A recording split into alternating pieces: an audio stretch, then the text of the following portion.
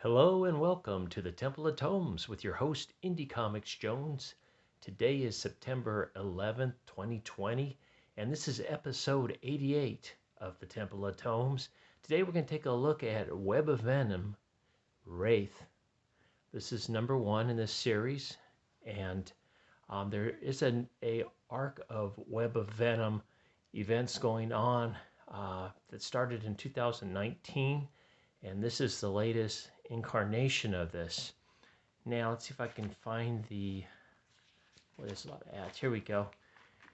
Here's who worked on this. Donny Cates, who's coming off a really nice, move it over here. Donny Cates, who's coming off a nice run on Thor as well.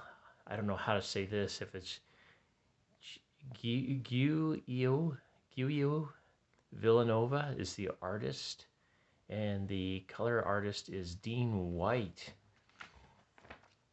Now the cover's a little confusing because, for me at least, I wasn't real familiar with Wraith or Null, and I believe this is both of them on here, and they look kind of similar. And that's one of the things that took me a little bit to figure out when I was reading this comic as well. This is the first one, and basically we're dealing with Wraith through the whole comic. Now he's on a mission, and he's not quite sure what it is, and it starts out he goes to this prison site that's in the Kree civilization called Markholz. I'm not sure how to say that.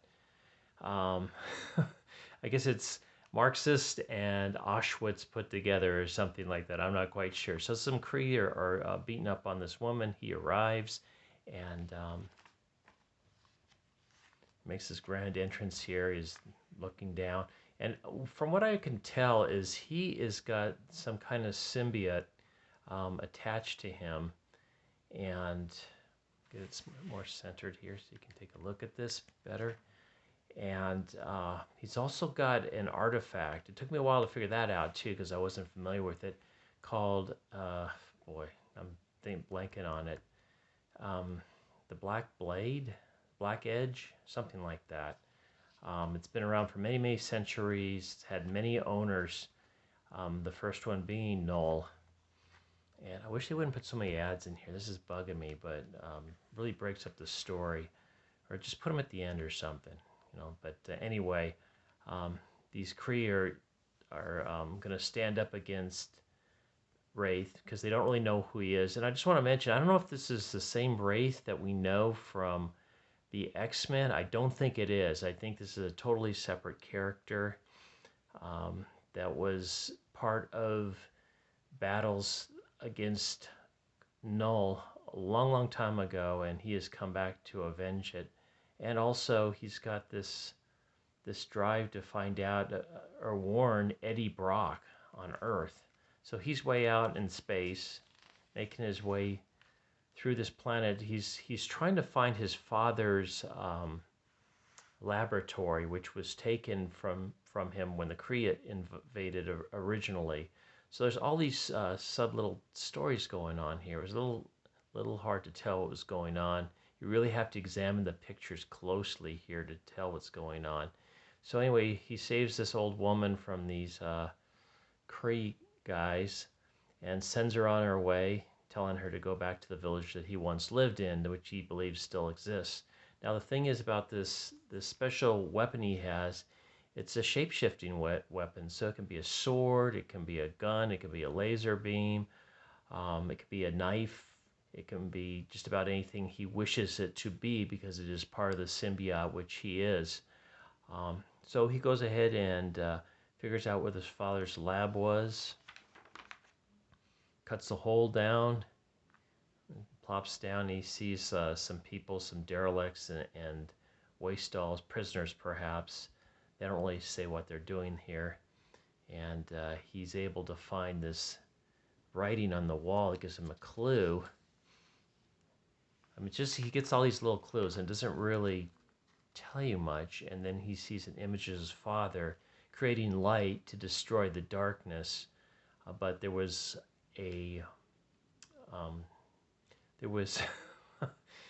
sorry, I'm blanking out. It's late at night. I got a day job, and I get tired.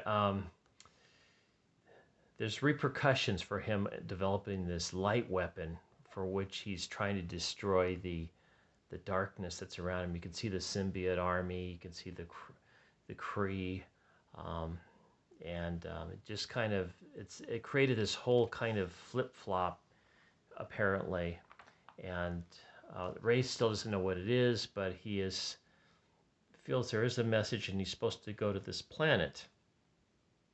So he does this jump, even though it can tear him apart more. Oh, and this weapon is also supposed to keep you young, although in this comic he does not look that young.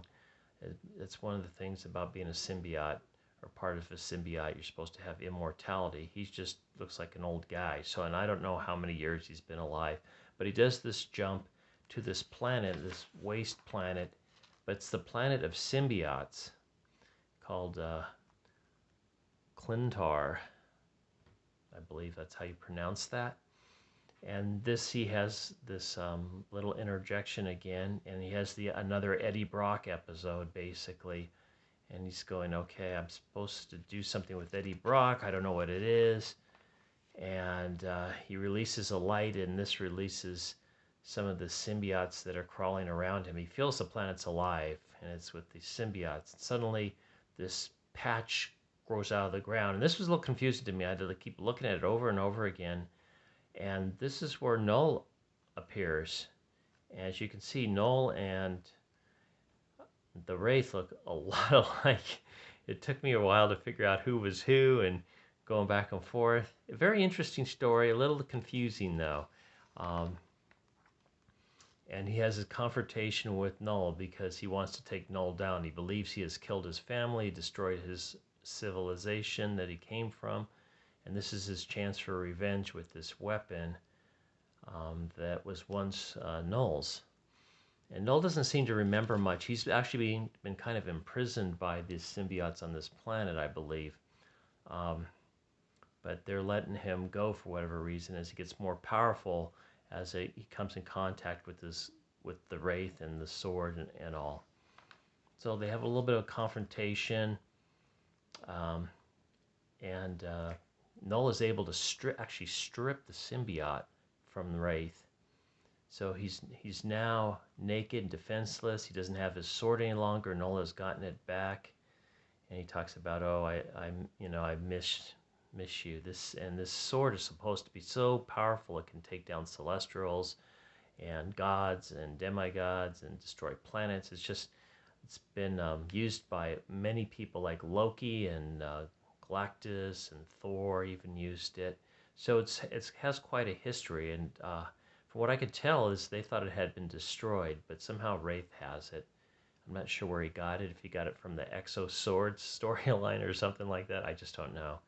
So he's no longer got the symbiote attached to him.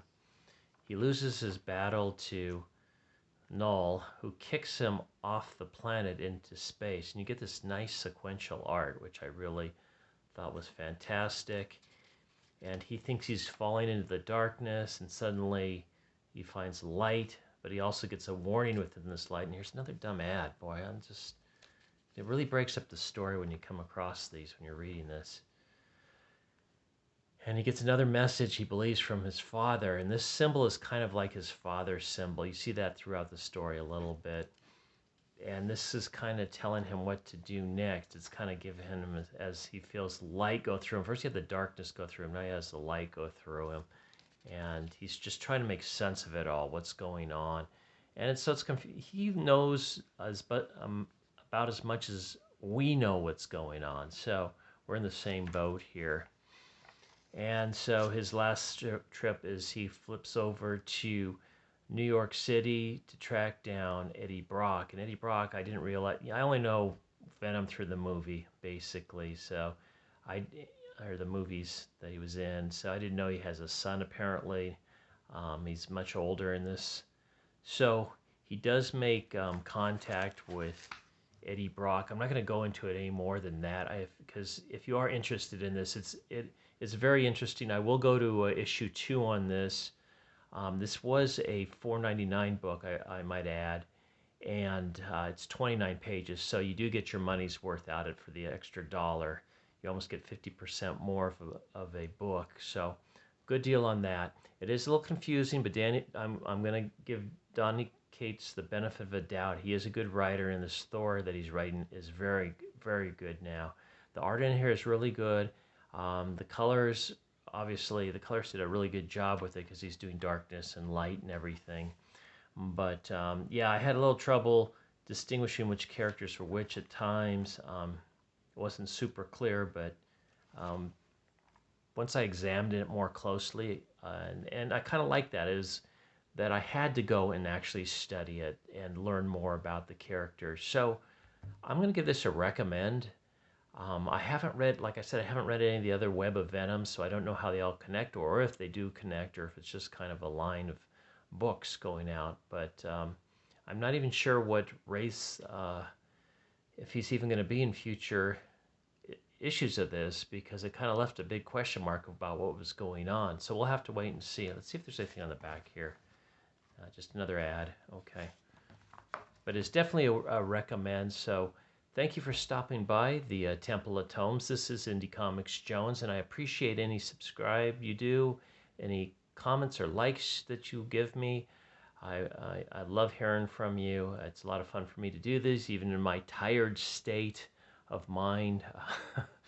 But it is the weekend now, so hopefully I get a few more reviews in this weekend. I did not get one out yesterday. I was hoping to. I was just too tired. But you guys take care, and I'm bidding you adieu.